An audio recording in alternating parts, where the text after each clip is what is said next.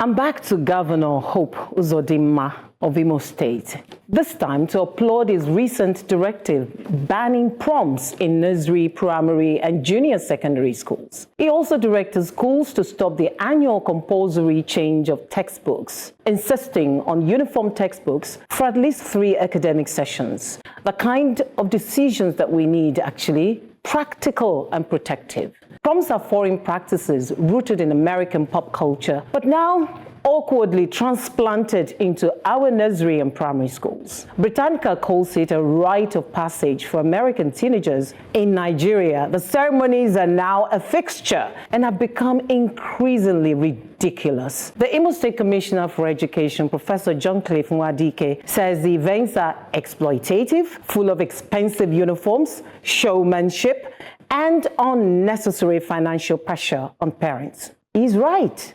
And I'm surprised yet impressed that the National Orientation Agency has a campaign against sign-out excesses. The DG, Lanre Issa-Onilu, described the Imo directive as a bold step towards discipline and value reorientation. Imo now wants primary 6 and senior secondary 3 to hold graduation ceremonies, according to the 6334 education policy.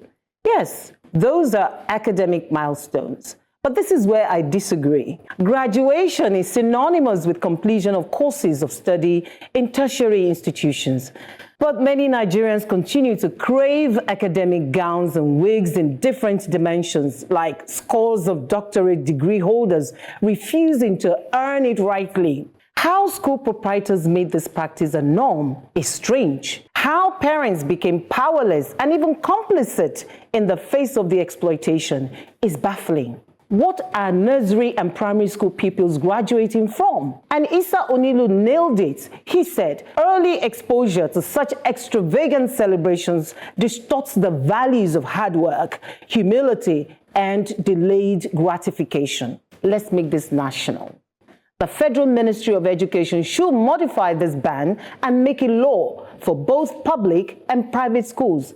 Let schools be about learning again. And now to Anambra State, where members of government-owned vigilante group Agunechemba beat and stripped an unarmed female corps member. The disturbing video of assaults raises questions about state policing, arrest protocols, and rights to dignity for female offenders. I love this advocacy. This took me back to my primary school graduation. And I totally agree with the annual textbook, the textbook that should last for multiple years. You have kids in consecutive grades, right? Right. And then they will now tell you, you keep buying the same textbooks year in, year out, and then you keep looking for what do we do with all of these textbooks? We have that. And I like the fact that honorary degree holders also caught some stray, you know. Everybody, stray bullets, you know, like, yes. Why? Every time I open my inbox, I'm always saying University of something, they have decided to award you just need to pay. Like, no. There is really no need for all of this.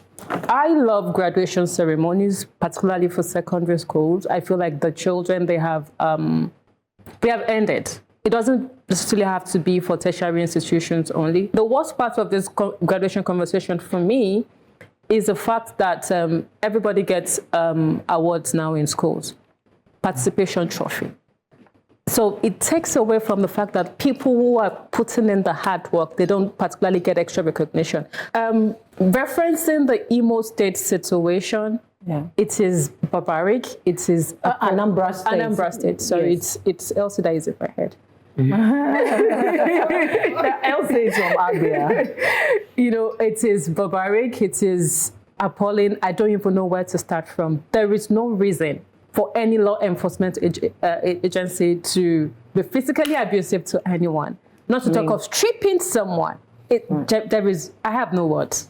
Right. I mean, it's about arrest protocols. How do you even arrest people? Right. I think for the graduation thing, I think for me, I can't really remember graduating from nursery school, but I think the only childhood picture that I have is my graduation picture. So for me, that's very special.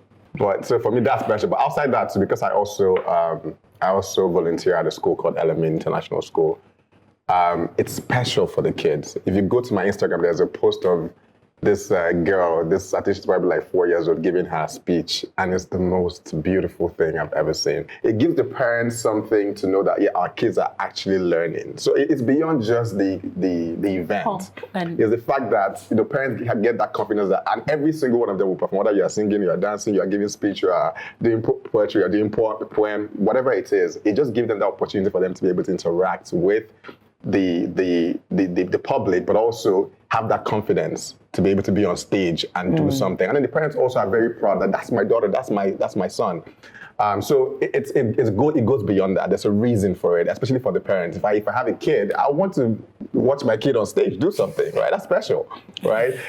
Quickly, Bright, the Anambra vigilante chaos. I mean, so the thing about me, when I see videos, like, I don't watch it, because if I do watch it, I get triggered. When I get triggered, bad things happen. So I try not to just watch things like that. I think it's sad that we live in a society where things like that can happen and people can get away with it.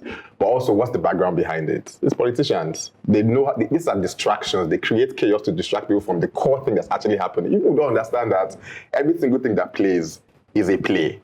Nothing just happens, right? It's either with it. Maybe because I'm a strategist for politics and I know how we put plays in play, right? So there's something that's happening behind the scene that nobody's talking about right now, but we're here talking about that, which is a play. So I want to take on the issue of proms in Nigerian schools. I think I agree absolutely with you that it's not part of our culture, and we should not be importing this foreign representation of, I don't even know what to call it. The culture we have, which we grew up with, I don't know whether it's still there in school today, is we are debating societies. That's right. Quiz. Quiz. Yes. And then schools compete. And cultural dance. Inter-house sports. Yes, inter-house sports. We did all those things, and those were things that we knew. Now, these days, I don't know, been out of school for donkey years. I don't know if the students still do those things.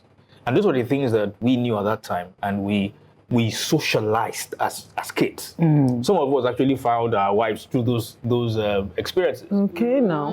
Tell us more. Okay, now. Some of us. Okay, now. Okay, I digress.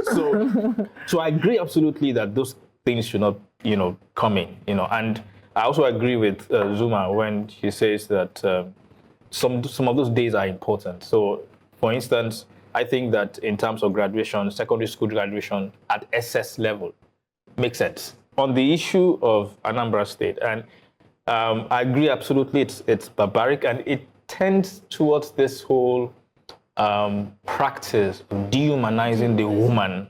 Thank you. When there's conflict. You never see when they are arresting the man and they strip the man, because they know that it's pointless. But for a woman, they do that because it's added insult, it's added dehumanization, it's added trauma to her that she's stripped naked and that happens. And this makes me concerned about state policing. Excesses like this, if we empower vigilantes or community police and all that, is this what we are going to be saying? So like Yinka said, I think that we are professionals when it comes to copying things that are relevant, and also things that would help the leaders be able to give excuses for not doing their jobs. But the ones that have got level of relevance and value, we don't copy that. I say that because we've imported the whole prom thing, renting of cars and blah, blah, blah. But in the same education system, I think that there's a lot that we could have taken from this same Western world in terms of how they infuse talent and skills into their extracurricular activities, right? Please help me remind me of the name of system. Yeah, because that's a place it plays a lot, right? From their footballers to rugby, everything, it starts from school. And it is part of the things that they imbibe in their education and their teaching. But here, we decided to copy prom. Actually, when people like Bright have been shouting to say, these skills, we have to find a way to incorporate it. We have not thought about incorporating it. In fact, now, maybe the good thing is some of these schools for, say, privileged ones are trying to infuse AI and tech a bit, but just because they think that, it will give their child some edge, and it's sort of starting even late, right? So I hope that we can just copy nice things, copy things that will help us be better, and when we copy it, we'll make it our own, not just copy and paste, right? I don't have anything against graduating from nursery to primary, then primary to secondary, and secondary you're done. But even the parents themselves and what they do in the PTA meetings, they are the ones who come up with these things and push it back, because some of them, this is not saying that raising your child is not a job, but it's almost like they don't have any other thing to do. So they sit down, think of these things, go to the men, collect money. There's a lot of pressure to just meet a certain kind of show off. This is what my child is wearing from cultural day to... It's just a lot of money spending that if you don't have it, it looks like you don't love your child enough, but that's not the case. In a nation of copy and paste, even our convictions lack sincerity and our foundations are built on sinking sand.